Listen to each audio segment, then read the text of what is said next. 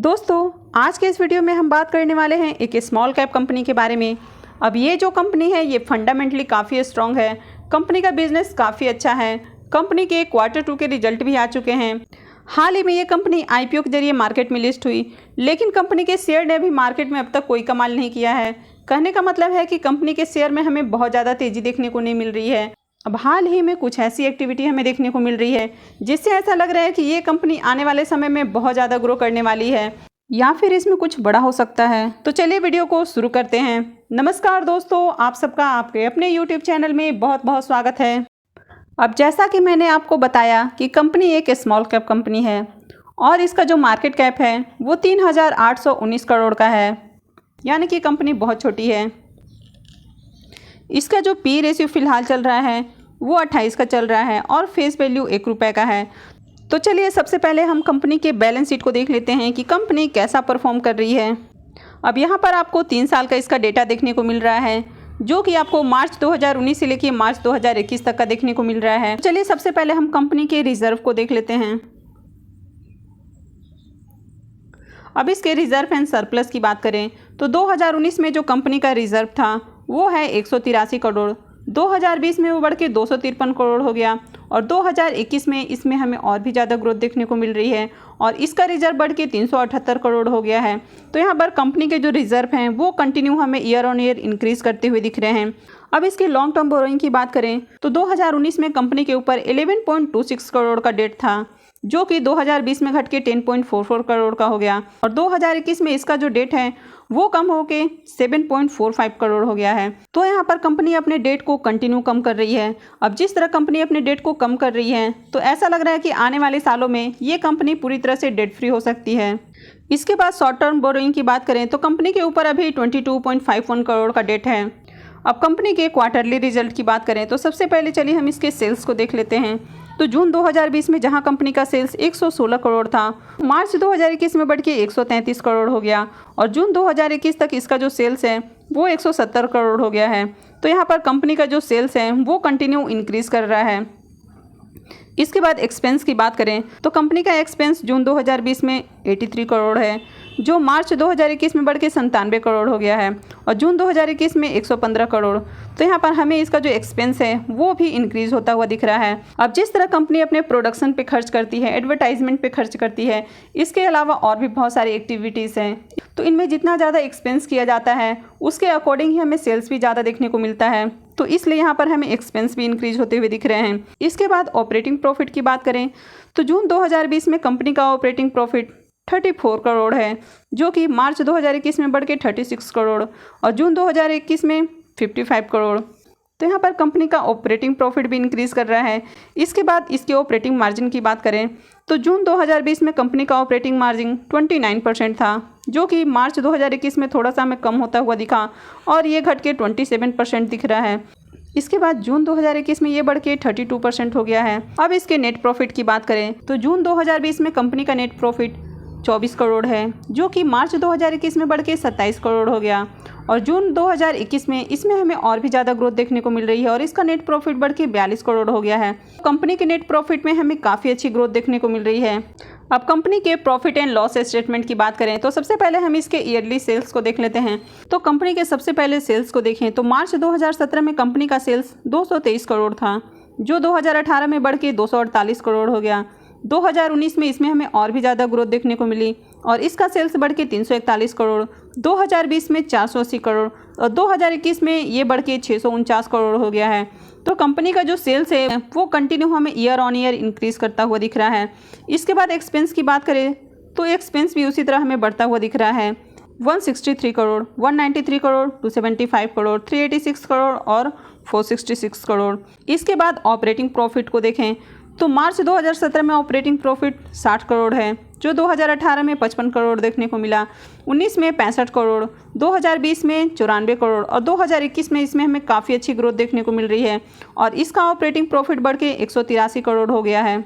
इसके बाद इसके नेट प्रॉफिट की बात करें तो 2017 में कंपनी का नेट प्रॉफिट 35 करोड़ है, जो 2018 में 33 करोड़ देखने को मिला, 2019 में 44 करोड़, 2020 में ये बढ़ के 71 करोड़ हो गया है और 2021 में ये बढ़ के 135 करोड़। अब कंपनी काफ़ी अच्छी है, कंपनी के सेल्स बढ़ रहे हैं, इसके साथ ही कंपनी का जो नेट प्रॉफिट है वो भी हमें बढ़ता हुआ दिख रहा है। अब इसके शेयर होल्डिंग पैटर्न की बात करें तो जून 2021 में जहां कंपनी के प्रमोटर्स के पास 68.17% की होल्डिंग थी, वो सितंबर क्वार्टर आते आते 66.17% की होल्डिंग हो गई है। तो इसके बाद पब्लिक की बात करें तो जून 2021 में पब्लिक के पास 31.83% की होल्डिंग थी और अभी ये घट के 28.54% की होल्डिंग हो गई है।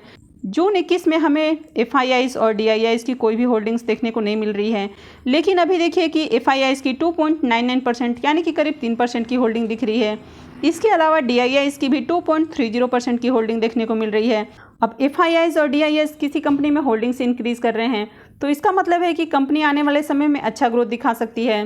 लेकिन कभी भी किसी भी कंपनी में सिर्फ इसलिए हमें इन्वेस्ट नहीं करना है कि इसमें FIIs और DIIs की होल्डिंग देखने को मिल रही है। आपको कंपनी की पूरी तरह से रिसर्च करनी होती है कि कंपनी क्वार्टर ऑन क्वार्टर कैसा परफॉर्म कर रही है, कंपनी का ईयरली कैसा परफॉर्मेंस है, इसके अलावा कंपनी के ऊपर कितना डेट है, कंपनी अपने डेट को कम कर रही है या फिर इंक्रीज़ कर रही है। अब अगर आप किसी कंपनी में पोजीशन बनाना चाहते हैं तो इसके लिए आपको इन सारे पॉइंट्स को देखना होता है। अब जब आप कंपनी के वेबसाइट पे विजिट करते हैं तो आप यहाँ पर देख सकते हैं कि कंपनी क्या काम करती है और कंपनी किस तरह के प्रोडक्ट बनाती है। तो यहाँ पर आप देख सकते हैं कि कंपनी पेस्ट कंट्रोल सॉल्यूशन बनाती है, जिसमें कि बहुत सारे प्रोडक्ट होते हैं इसके। तो आप यहाँ पर देख सकते हैं कि कंपनी यहाँ पर बहुत सारे प्रोडक्ट बनाती है, जिसमें कि आपको APIs, chemical, agrochemical, fungicides, herbicides, insecticides, agrochemical, तो इस तरह के आपको बहुत सारे प्रोडक्ट देखने को मिलते हैं। अब कंपनी के क्लाइंट की बात करें तो जैसे कि आप यहाँ पर देख सकते हैं कि ये सब कंपनी के क्लाइंट हैं। यहाँ पर आपको UPL का नाम भी देखने को मिल रहा है, जो कि काफ़ी बड़ा नाम है और ये एक लार्ज कैप कंपनी है। इसके अलावा भी आपको यहाँ पर और भी ढेर सारे क्लाइंट्स देखने को मिल रहे हैं। तो चलिए अब हम कंपनी के चार्ट को देख लेते हैं। अब जैसा कि आप यहाँ पर देख सकते हैं कि यहाँ पर 1 डे का चार्ट है, तो यहाँ पर आज इस शेयर में हमें 1.80% की तेजी देखने को मिल रही है। अब जहाँ मार्केट में बहुत बड़ी गिरावट हो रही है, वहीं पर इस शेयर में हमें 1.80% की तेजी देखने को मिल रही है। जब इसके हम 6 मंथ चार्ट को ओपन करते हैं तो यहाँ पर जैसे कि आप देख सकते हैं कि कंपनी ने 6 मंथ में हमें निगेटिव रिटर्न्स दिए हैं, यानी कि -2.70% का रिटर्न देखने को मिल रहा है। अब ये जो कंपनी है ये 5 जुलाई 2021 को मार्केट में लिस्ट हुई थी और उस समय इसके एक शेयर का प्राइस 360 था और अभी जो इसका करेंट प्राइस है वो है 333 रुपया 90 पैसा। तो यानी कि ये अभी 2.70% हमें डाउन देखने को मिल रहा है। और जैसा कि आप चार्ट में भी देख सकते हैं कि इसमें हमें प्रॉफिट बुकिंग और सेलिंग प्रेशर ही देखने को मिला है। कंपनी ने अब तक कुछ खास परफॉर्म नहीं किया है। अब जिस तरह की अभी हाल ही में हमें एक्टिविटी देखने को मिली है इस शेयर में, तो इससे ऐसा लग रहा है कि आने वाले समय में इसमें कुछ बड़ा हो सकता है। तो चलिए अब हम इस कंपनी के नाम को भी देख लेते हैं कि ये कौन सी कंपनी है। तो कंपनी का नाम है इंडिया पेस्टिसाइड लिमिटेड। तो चलिए अब हम इसमें एक बार डिलीवरी देख लेते हैं कि आज इस शेयर में कितनी हमें डिलीवरी देखने को मिली है। तो जैसा कि आप यहाँ पर देख रहे हैं कि आज टोटल 3,15,641 शेयर ट्रेड हुए हैं, जिसमें कि पर 1,80,773 शेयर डिलीवरी उठाई गई है, यानी कि आज आपको 57.27% की डिलीवरी उठती हुई दिखी है। तो इसमें कंटिन्यू हमें अच्छी डिलीवरी क्वांटिटीज़ देखने को मिल रही है। तो इसका मतलब है कि आने वाले समय में इसमें ज़रूर कुछ बड़ा होने वाला है, जिस तरह की इसमें डिलीवरी उठाई जा रही है। अब ये जो कंपनी है एक स्मॉल कैप कंपनी है, जहाँ स्मॉल कैप कंपनियों में बहुत ज़्यादा ग्रोथ अपॉर्चुनिटी होती है और इनमें मल्टीबैगर बनने की क्षमता होती है। तो उसी तरह ऐसे शेयर्स में हमें बड़ी बड़ी गिरावट भी देखने को मिलती है और ऐसे शेयर 30, 40, 50% तक गिर सकते हैं। अब अगर इस कंपनी की बात करें तो देखिए कि कंपनी जब IPO आया था उस समय से लेकर अब तक कंपनी के शेयर में कुछ खास हमें परफॉर्मेंस देखने को नहीं मिल रही है। वैसे कंपनी अच्छी है, कंपनी के रिजल्ट भी काफ़ी अच्छे आए हैं। कंपनी के अगर ईयरली रिजल्ट की बात करें या फिर क्वार्टरली रिजल्ट की, तो आपको दोनों अच्छे देखने को मिल रहे हैं। अब जो स्मॉल कैप कंपनी होती हैं वहाँ वे ज़्यादा रिस्की होती हैं, तो उनमें बहुत ज़्यादा रिवॉर्ड देने की क्षमता भी होती है। तो अगर ऐसी कंपनियों को पेशेंस के साथ होल्ड किया जाए तो ये अपने इन्वेस्टर्स की किस्मत को पलट देते हैं। कहने का मतलब है कि ये आपको मल्टी बैगर रिटर्न देते हैं। तो अगर आप ही चाहते हैं मल्टी बैगर रिटर्न कमाना तो आप ऐसे शेयर में पोजीशन बना सकते हैं। अब आप कभी भी किसी भी कंपनी में किसी के बोलने पे अपनी होल्डिंग्स को मत बढ़ाइए या फिर अपनी पोजीशन मत बनाइए। अगर आप में रिस्क टेकिंग एबिलिटी है, आप में पेशेंस है, आप ऐसी कंपनियों को होल्ड कर सकते हैं, क्योंकि ऐसे कंपनियों में हमें बहुत बड़ी बड़ी गिरावट देखने को मिलती है। और कभी कभी ऐसा भी होता है कि साल 2 साल आपको ऐसी कंपनियों में ज़्यादा हमें ग्रोथ देखने को नहीं मिलती है, लेकिन सडनली हमें इतनी बड़ी ग्रोथ देखने को मिलती है कि उस समय इसके शेयर को पकड़ना मुश्किल हो जाता है और ये अपने इन्वेस्टर्स को मालामाल कर देती है। और अगर आप में ये सारी क्वालिटीज़ हैं तो ही आप ऐसे कंपनियों में अपनी पोजीशन बनाइए। वैसे आप लर्निंग के लिए भी ऐसे शेयर को ट्रैक कर सकते हैं और इनके परफॉर्मेंस को देख सकते हैं कि कंपनी किस तरह परफॉर्म कर रही है और कंपनी के शेयर में किस तरह की ग्रोथ है।